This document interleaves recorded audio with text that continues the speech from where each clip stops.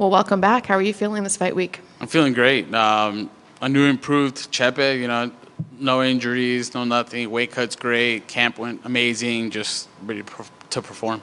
I think we got to first get the elephant out of the room. We want to talk a little bit about the whole fight there. How did that happen? When did you hear about it? What were your thoughts when everything happened? Yeah, what's crazy is I didn't know till like 4 hours after they had the bout go on. I was busy doing things and, obviously getting ready for that fight. And then we went to a fight card. And when I got to the fight card, everybody was like, hey, what's up, Chepe? And they kind of like giving me a side eye, and I was like, oh, this is weird, And then I sat down, and then my coaches and another friend came by, and they were like, hey, man, did you hear? And I was like, hear what? And they're like, Dan Igue's fighting Diego Lopez. And I was like, oh, I got replaced? Like, they replaced me? Like, that is crazy. And they're like, no, he's fighting tonight. And I was like, tonight? And they're like, yeah, in 4 hours. They got matched up. So I was a little like confused at first. I was like, can they even do that? But I was like, hats off to Dan Ige to take that fight, 4 hours notice. So I was like, man, that's some dog shit right there. Like, congrats, like, it was great. But then it was like, all right, who's next for me? And then, Damon Jackson popped up. So when you hear that, somebody stepping in on 4 hours, does that give, I feel like you guys are all like, oh, I want to do that now. Is that something that you would do? Yeah, oh, for sure. Yeah, if you're in this fight business, you have to stay busy and stay ready. You never know when the right opportunities are coming. Like him, he got the right opportunity, got the right call. Was at the right place at the right time. And the right weight. And I felt like he.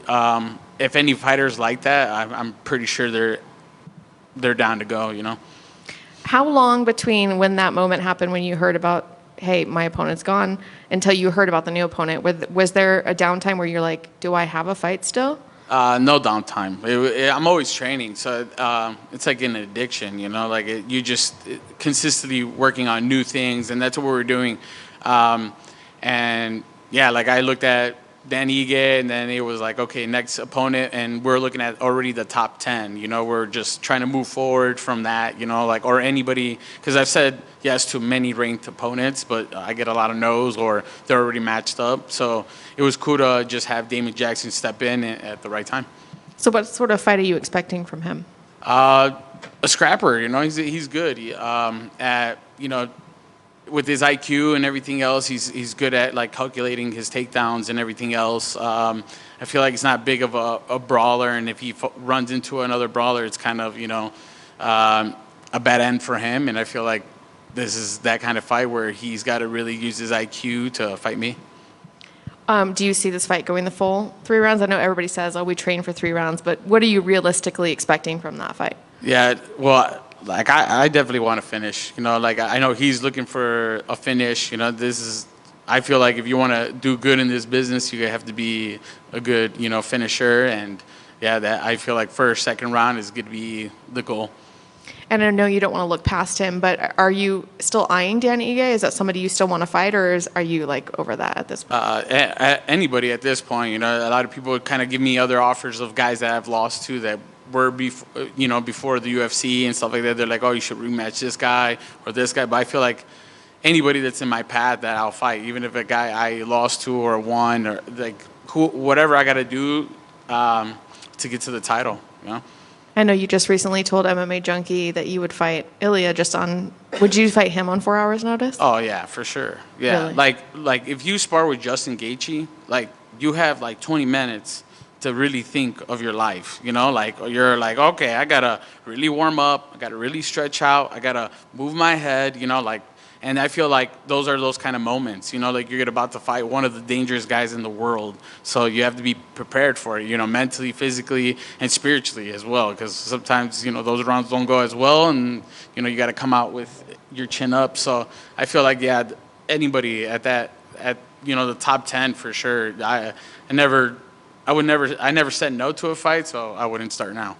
I've heard some fighters say that they prefer a short notice fight because then they don't have weeks and weeks and weeks of overthinking everything. What are your thoughts on short notice?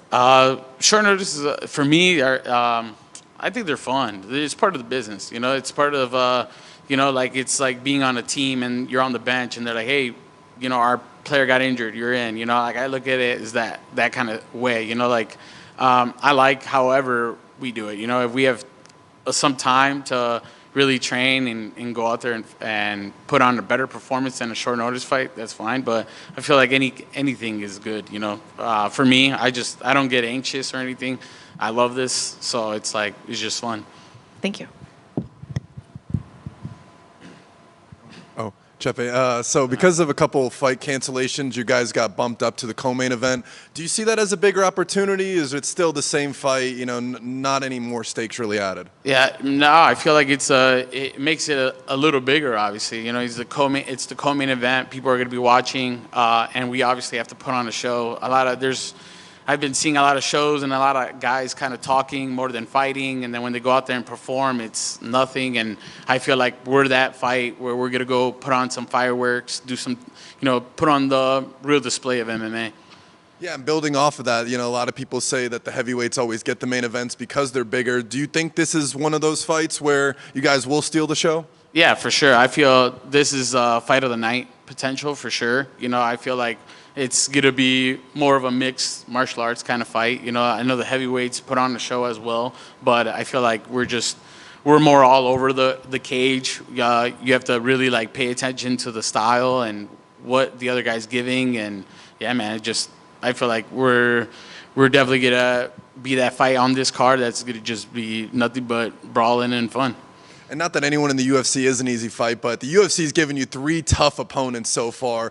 Do you think that Damon Jackson is the most dangerous opponent you faced in the octagon? For sure, for experience purposes, you know, he's been in it for a while. You know, like the guys that I beat were just in, you know, and I feel like if they were even had their experience, maybe they could have changed up the fight, you know, and I feel like I'm fighting a guy who has way more experience, more time to be in the lights, be in the crowd. So I feel like this is that fight to really, you know, certify me as one of the best in the division. And when you're breaking down and getting ready for a guy like Damon Jackson, is it something you think about like, hey, I want to go for the knockout, but I can't fully anticipate it because if he's still standing there at round 3, he can turn this thing around? Yeah, for sure. Like, and that's what I love about this fight. You know, he's that guy. If you can't take him out in the first or second, he's gonna try to give it to you in the 3rd round. So I love fights like that. You know, like I love guys that want to go out there and fight, not trying to, you know, like make it boring or anything like that. Like I come into this business to be exciting, and I hope everybody else wants to be exciting as well. And I know, you know, obviously tough test, don't want to look past Damon Jackson, of course, but with a win here, especially an impressive one, is it time where you start getting a little bit pickier with your opponent selection, say, hey, I need a ranked opponent moving forward? Yeah, for sure, especially after this win. Like I said, like this guy's been in it for a while, and if I get a big win, I would love a ranked guy. You know, like I said yes to Dan Ige without a heartbeat. You know, like I was like, let's go. You know, like I didn't have to even talk to my coaches or anything like that. Like that's who I am. Like, and the top 10, that's what it is. You know, like at the time I was chasing Volkanovski, and then now it's Ilia Topuria, and then it was Max Holloway. So it's like a lot of dudes. Like I would love on my resume as well. You know, like my resume speaks for itself. There's nothing but dogs I've fought, and that's what I want to keep up. And of course you want to climb to the top, become the UFC champion, but how do you weigh your priorities with wanting to be a champion, but also like, I just really want these special moments, these special fights that are going to be remembered? Oh, I feel like everything's special, man, about it. You know, you'll intake it after camp. When you go home and the fights are done and nobody's bothering you and you're home, like you'll appreciate it. You'll be like, oh, this is like an amazing opportunities. You know, like not a lot of people get to do what I'm doing where I'm from, and it's cool to represent them and represent others, you know, to be here and then, yeah, just go out there and really set the tone that, you know, to be a champion, you can't just look at it as too crazy, but you got to have fun along the way. Thank you. No problem. I know at the beginning when you first started, you said we're going to see a new Chepe. Yeah. You know, you've been on a run. You're on a current win streak. I mean, I guess first, what did you feel you need to change, and what did you mean by saying you're a new Chepe? Just more calculated. I want to get more finishes. Out of my 6-fight win streak right now, I got 4, which is okay for me, but like I just want consistently to evolve and just be a better, not just better in the cage, but a better person outside of the cage, and keep evolving. I want to get better at these kind of things, get better at communicating, better at explaining who I am and what I am. Well, I know a dub still goes a long way having that W, but at the end of the day, when you look back, are you upset when you don't get a finish at the end of a fight? Oh, for sure. Even with the win, I even tell my partner, I'm like, man, I got to get these finishes. It's just, and it's more of like, I want to be one of the best mixed martial arts in the world, and to be that example, you have to get these finishes. You have to get wins. You have to, if you got like guys go like, oh, you have only 5 knockouts, and it's like, oh, you need a little more to like really cement yourself in those top kind of contenders, and that's where I kind of want to land. And it kind of feels like, we've even seen the promotion kind of come out and almost feel like they kind of rate fighters on their own, whether they're exciting or not. Is that the sort of stuff that you internalize and you think other fighters as well? Or when you guys tell yourself, I have to be exciting so that the UFC brass enjoys my fights? Yeah, for sure. Well, I feel like I'm exciting no matter what. Even if I go out there and I'm a little nervous or scared or whatever, or too hyped up, like I always go out there and perform. The fighter me is just part of the moment, and it's entertaining. It's not boring. I throw everything from top to bottom. I do throws, I clinch, I dirty box. I make the fight what fighting is. It's not, I know people are like, oh, I want you to make it a little prettier, but when it's like, man, we're in the fight business. Like there was no gladiator out there with one shot kill, like, man, it had to get dirty. So I feel like that we are those kind of examples right now. And I know, I'm sure every fighter, as confident as they are, has those nervousness right before the fight starts. But for you, when does that switch go off, and when does that go away? Is it in the walkout? Is it when you're in the cage? Is it while you're in the room getting ready to walk out? When does that go away for you? When I step into the cage, and it's crazy because like I'll feel it in the back. I feel like, okay, well, like everything's going good in my camp. Like let's try to figure out how am I gonna feel in this fight. But I always have these crazy feelings, and I read it through other champions, what they go through. Some people even throw up before they fight, before they do, they cry. Some guys cry, and I'm like, okay, like I'm a little different. But once I step in that cage, it shuts down. I feel like somebody else comes and kind of like takes over the fight, while the softer side or the nervous side of me is like, oh, okay, you go do that. Does that character have a name? Chepe. That's when Chepe shows up? Yeah.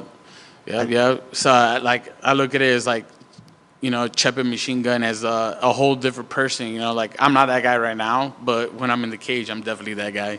That's awesome. Last for me, your keys to the victory. What needs to happen to make sure that you get your arms raised on Saturday? Staying calculated and trying to really go out there and put the pressure, put my fighting style out there, and really put that display and get the W on a finish for sure. Thank you.